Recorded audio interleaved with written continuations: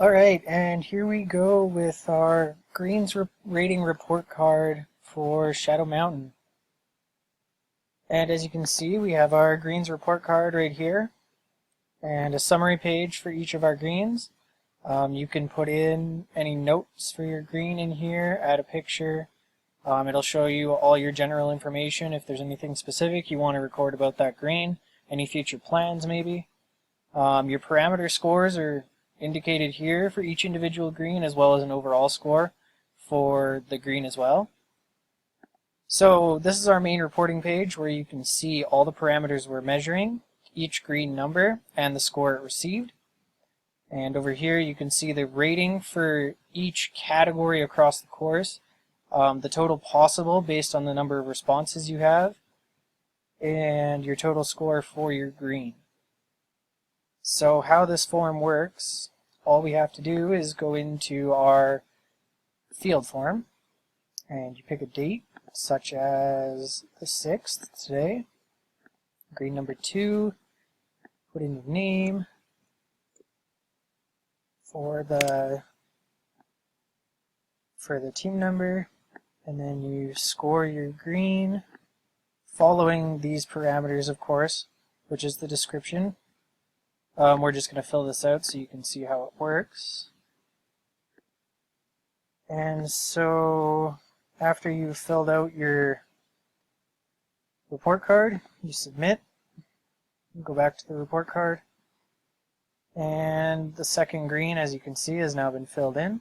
Anything that is a 1 or a 2 is highlighted as needing to be taking some kind of action in those areas. And down below, once you fill in all of these categories, you will get an overall rating for each parameter across the entire golf course. So currently, out of a possible 10, we would be at a 6, so we'd be at 60%, but because we don't have all of these filled in, we don't have an overall group rating yet. And down here, our total scores out of our total possible, and gives us a rating for each green. And that's basically how this scorecard works. It's pretty straightforward. You submit a response for each green. They all go to a response page, which is hidden in the background. And from there, it is all filtered out. And for historical data, if you were to do this more than once, this drop-down allows you to be able to pick which date you want to look at. So if we had more than one, you just pick the date and all the data in this area would change based on the responses on the other page. It shows you who did the reporting, and like I said, it gives us an overall score in the end.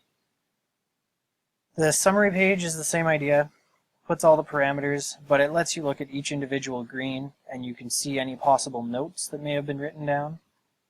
You can have a picture of the green, and we have a separate form for that one. So in this form, you just click the date, and so notes for green 1, everything is fine.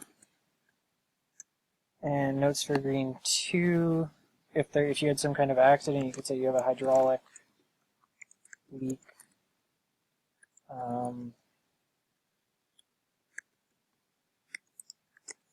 On the back left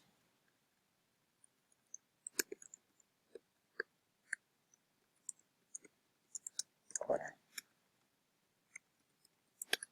So you would just go and submit those responses.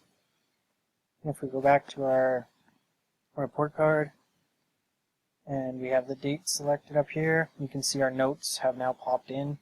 This general information is changed just directly in the spreadsheet because some of it may change as you go from year to year. It could be anything from height of cut to anything that you may have planned. If you have a renovation project coming up or a drainage project or something that you need to work on, you can always add that and it might correlate. Like if you're going to do tree removal on this green number 2 per se, that should help you with a light issue.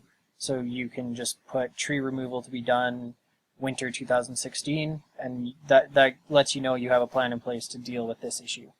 Anything as a 1 that's dark red is high priority, needs to be dealt with immediately. Anything that is a 2 is kind of a pinky red, it should be looked at as soon as possible, but is not super pressing that it's dealt with right away. Yeah, that's basically how this report card is going to work. Pretty straightforward. Highlights any problem areas. If a green scores below 60, the green itself is highlighted, because we figured 60%. If you're below that, you probably have a host of problems and you probably should start looking at it. So anything below 60% will be highlighted down here. And yeah, look forward to using this sheet in the future and being able to tie it in with some of the cultural practices that we are doing out on my course currently. I hope this was somewhat informative, and it explains well enough how this spreadsheet works. I mean, it's fairly straightforward to use. You fill in the form, but everything else does it on its own. All you really have to change is the date of what you're looking at for data.